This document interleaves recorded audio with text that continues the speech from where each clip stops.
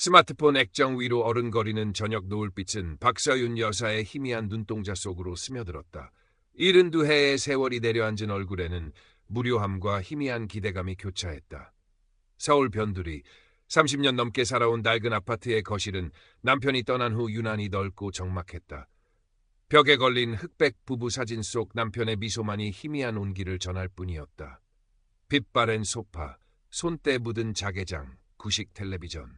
모든 것이 남편과의 추억을 품고 있었지만 이제는 그저 텅 빈 공간을 채우는 사물에 불과했다. 창밖으로는 자동차 소음과 아이들의 웃음소리가 희미하게 들려왔지만 그 소리들은 두꺼운 유리창을 넘지 못하고 그녀의 고독을 더욱 선명하게 만들었다. 어디 보자. 이걸 누르면 된다고 했지. 아들놈은 쉽다고 했는데 뭐가 이리 복잡한지. 서유는 돋보기를 고쳐 쓰고 아들이 사준 최신 스마트폰을 조심스럽게 매만졌다. 손주 녀석의 재롱을 사진으로라도 보려면 카카오톡이라는 것을 써야 한다는데 매끄럽고 차가운 네모난 기계는 좀처럼 마음을 열어주지 않았다. 복잡한 아이콘들 사이에서 그녀의 거친 손가락은 길을 잃기 일쑤였고 좁쌀만한 글자판은 눈앞에서 어지럽게 춤을 췄다. 몇 번을 눌러 겨우 카카오톡 앱을 열었지만 텅 빈 대화 목록은 그녀의 마음처럼 썰렁했다. 아들에게 메시지를 보내볼까 망설였지만 바쁘다는 답장이 돌아올 것을 알기에 이내 단념했다. 딸깍. 그때 낯선 알림음과 함께 화면 상단에 작은 사람 모양 아이콘이 떴다. 최민주님이 친구 신청을 보냈습니다. 생전 처음 보는 이름이었다. 서유는 고개를 갸웃거렸다. 혹시 아들 친구인가? 아니면 먼 친척인가?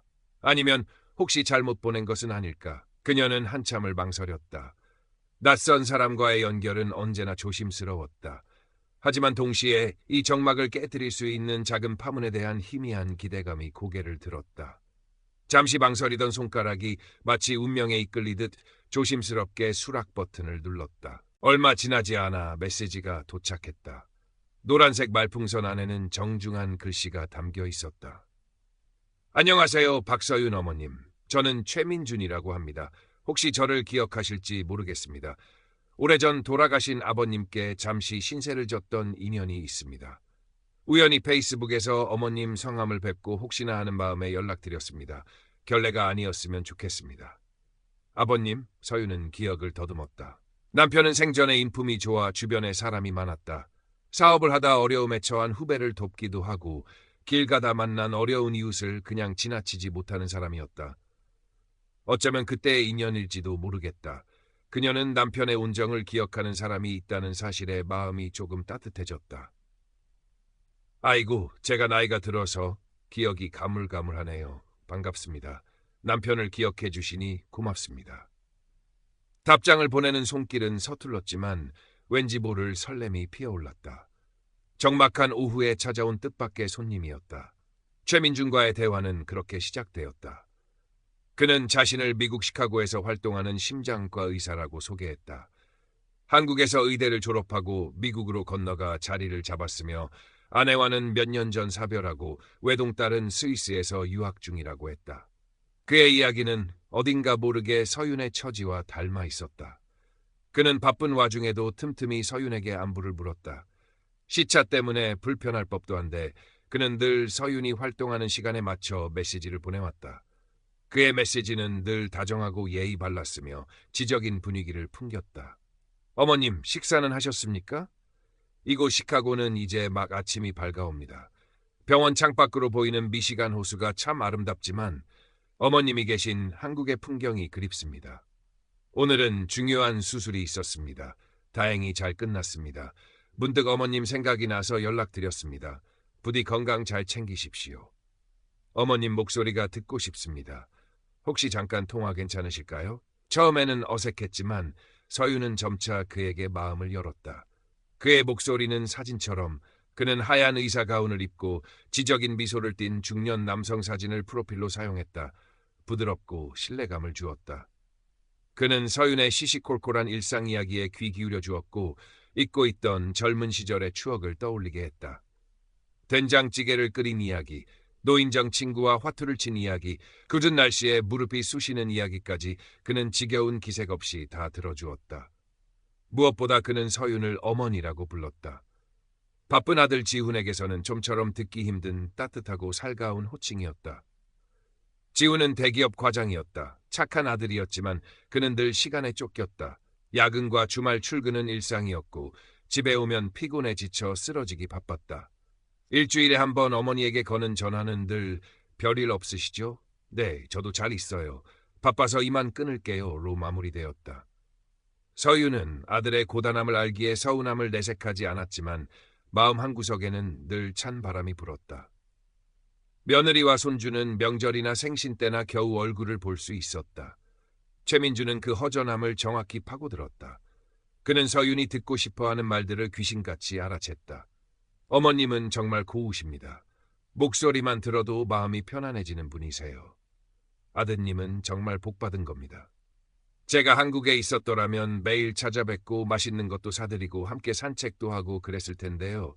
미국 생활이 아무리 좋아도 고향만 한 곳이 없네요. 어머님 같은 분이 제 어머니셨다면 얼마나 좋았을까요? 저는 일찍 부모님을 여의어서 늘 어머니의 정이 그리웠습니다. 어머님을 제 친어머니처럼 생각해도 될까요? 그의 말들은 마른 스펀지에 물이 스며들듯 서윤의 마음을 촉촉하게 적셨다. 서윤은 그를 정말 아들처럼 혹은 그 이상으로 느끼기 시작했다. 그녀는 그의 성공을 자랑스러워했고 그의 외로움을 안타까워했으며 그의 건강을 진심으로 걱정했다. 스마트폰 알림음이 울릴 때마다 가슴이 두근거렸고 그의 메시지를 기다리는 시간이 하루의 가장 큰 즐거움이 되었다. 그녀는 그에게 남편 이야기, 아들 이야기, 심지어는 아무에게도 말하지 않았던 속 깊은 고민까지 털어놓았다. 그는 언제나 진지하게 들어주었고 현명한 조언을 건넸다. 어느 날 최민주는 조심스럽게 부탁을 해왔다. 그의 목소리는 평소보다 조금 지쳐 보였다. 어머님, 정말 면목 없지만 작은 부탁 하나 드려도 될까요? 제가 지금 스페인 마드리드에서 열리는 국제학회에 와 있는데 소매치기를 당해 지갑을 통째로 잃어버렸습니다. 여권이랑 카드까지 전부요. 대사관에 신고는 했지만 당장 쓸 현금이 없어서 너무 난처합니다. 호텔비도 내야 하고 비행기표도 다시 끊어야 하는데 혹시 50만 원만 빌려주실 수 있을까요? 한국 돌아가는 대로 바로 갚겠습니다. 정말 죄송합니다, 어머님. 서유는 순간 망설였다. 50만 원은 그녀에게 적은 돈이 아니었다. 하지만 곧 그의 딱한 상황과 그동안 자신에게 보여준 다정함, 그리고 어머니라는 호칭이 떠올랐다. 어떻게든 도와줘야지. 의지할 곳 없는 타국에서 얼마나 상심이 클까. 그녀는 아들 몰래 비상금 통장에서 50만 원을 찾아 그가 알려준 낯선 이름의 계좌로 송금했다. 은행원은 송금 사유를 물었지만 그녀는 조카에게 보내는 것이라고 둘러댔다. 고맙습니다, 어머님. 정말 은인이십니다. 어머님 덕분에 위기를 넘겼습니다. 이 은혜는 평생 잊지 않겠습니다. 한국에 돌아가면 꼭 찾아뵙고 10배, 100배로 갚겠습니다. 최민준의 감사 인사는 서윤의 마음을 더욱 뿌듯하게 했다. 누군가에게 도움이 되는 존재가 되었다는 사실이 기뻤다. 그 후로 그의 부탁은 점점 잦아졌다. 병원 장비 구입에 문제가 생겨 급히 자금이 필요하다. 딸의 학비 송금 날짜를 놓쳤다. 한국에 투자하려는데 통관 절차가 복잡해 통관비가 필요하다 등 이유는 다양했다. 금액도 100만 원, 300만 원, 500만 원으로 점점 커졌다. 서윤은 매번 망설였다. 통장 잔고가 줄어드는 것을 볼 때마다 불안감이 엄습했다. 하지만 그의 간곡한 부탁과 어머님만이 저를 도와주실 수 있습니다. 이것만 해결되면 모든 것이 잘 될 겁니다. 어머님 노후는 제가 책임지겠습니다라는 말에 결국 돈을 보내주었다. 그녀는 남편이 남겨준 마지막 유산이었던 적금을 깨고 묵혀두었던 펀드까지 해지했다. 그는 매번 다른 사람의 계좌 번호를 알려주며 세금 문제 때문에 그러니 양해해달라고 설명했다. 서유는 이상하다고 생각했지만 복잡한 세금 문제까지 알 수는 없다고 생각하며 넘겼다. 그녀는 이 모든 사실을 아들 지훈에게 철저히 숨겼다. 아들이 알면 불같이 화를 내며 잔소리를 할 것이 뻔했고 무엇보다 최민준이라는 자신만의 비밀스러운 관계, 자신을 유일하게 인정해주고 필요로 하는 존재를 잃고 싶지 않았다. 그녀는 최민준과 통화할 때면 방문을 걸어 잠그고 목소리를 낮췄고 아들이 집에 오면 스마트폰 알림을 끄고 화면을 뒤집어 놓기 바빴다. 그녀의 마음속에는 죄책감과 불안감이 커져갔지만 동시에 이것만 해결되면 하는 헛된 희망도 함께 자라났다. 지우는 어머니의 변화를 어렴풋이 감지했다. 언제부턴가 어머니는 휴대폰을 손에서 놓지 않았고 전화를 받을 때면 자리를 피하거나 목소리를 낮췄다. 가끔 돈 이야기가 나오면 어색하게 말을 돌리거나 짜증을 냈다. 얼마 전에는 평소와 달리 값비싼 영양제와 옷을 선물하기도 했다. 아들, 이거 먹고 힘내라. 엄마가 아들한테 해준 게 없어서. 그 모습이 어딘지 부자연스러웠다. 무슨 좋은 일이라도 있으신가? 아니면 어디 아프신가?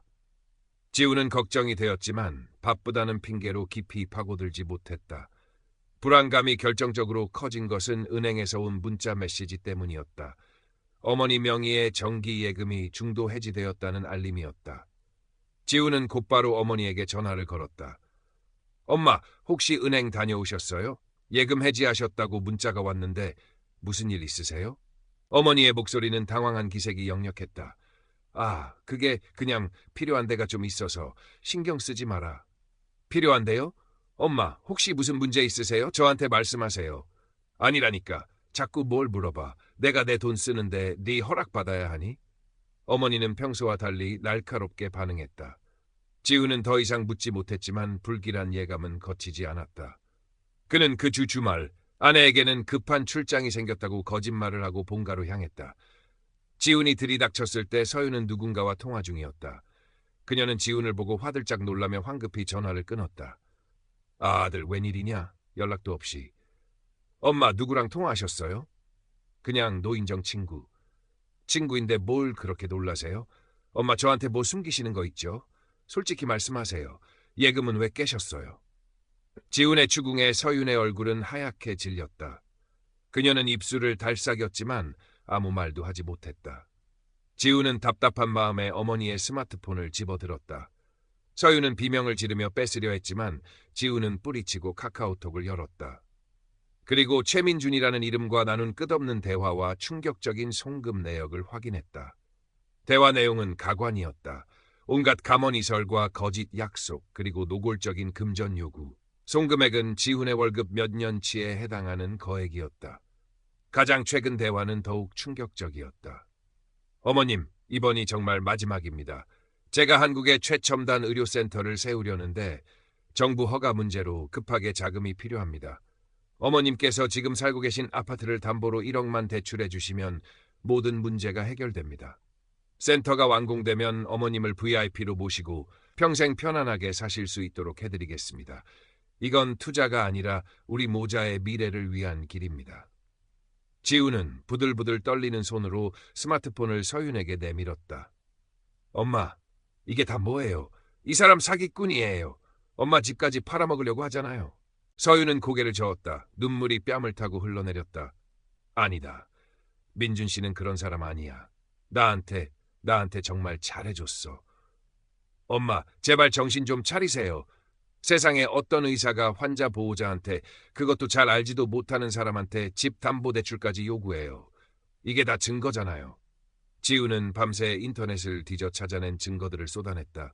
최민준의 프로필 사진은 전혀 상관없는 해외 모델의 사진이었고 그가 말한 미국 시카고의 병원에는 그런 이름의 의사가 없었다. 그가 참석했다는 학회는 날짜조차 맞지 않았다. 그가 알려준 계좌들은 모두 추적이 어려운 대포 통장이었다. 시끄럽다. 네가 뭘 안다고 그래. 그는 나한테 유일하게 따뜻하게 대해준 사람이야. 너는 늘 바쁘다는 핑계로 엄마한테 전화 한 통 제대로 안 했잖아. 내 외로움을 네가 알기나 해? 서윤은 오열하며 아들에게 원망을 퍼부었다. 수치심, 배신감, 외로움, 그리고 아들에 대한 원망이 뒤섞여 그녀를 집어삼켰다. 지우는 어머니의 절규에 망치로 머리를 맞은 듯한 충격을 받았다. 틀린 말이 하나도 없었다. 자신이 조금만 더 관심을 가졌더라면, 어머니의 외로움을 조금만 더 헤아렸더라면 죄책감이 파도처럼 밀려왔다. 엄마, 죄송해요. 제가 다 잘못했어요. 정말 죄송해요. 하지만 이건 정말 아니에요. 이 사람한테 더 이상 속으시면 안 돼요. 제가 지금 전화해 볼게요. 엄마가 직접 확인하세요. 지우는 떨리는 손으로 최민준에게 전화를 걸었다. 신호음은 길게 이어졌지만 아무도 받지 않았다. 지우는 포기하지 않고 카카오톡으로 영상 통화를 걸었다. 잠시 후 연결음이 끊기고 화면에 나타난 것은 낯선 젊은 남자의 얼굴이었다. 배경은 어수선하고 허름한 사무실이었고 벽에는 알아볼 수 없는 글자들이 적혀 있었다. 주변에선 시끄러운 외국어가 오갔다. 여보세요? 젊은 남자는 어눌한 한국말로 더듬거리며 당황한 기색을 감추지 못했다. 지우는 스마트폰 화면을 서윤에게 보여주었다. 엄마, 보세요. 이 사람이 최민준이에요? 엄마가 알던 그 점잖고 지적인 의사 선생님 맞아요? 서윤은 화면 속 낯선 얼굴을 보고 그대로 주저앉았다. 모든 것이 무너져 내렸다. 따뜻했던 목소리, 다정했던 메시지, 함께 꿈꾸었던 미래, 그 모든 것이 신기루처럼 사라졌다.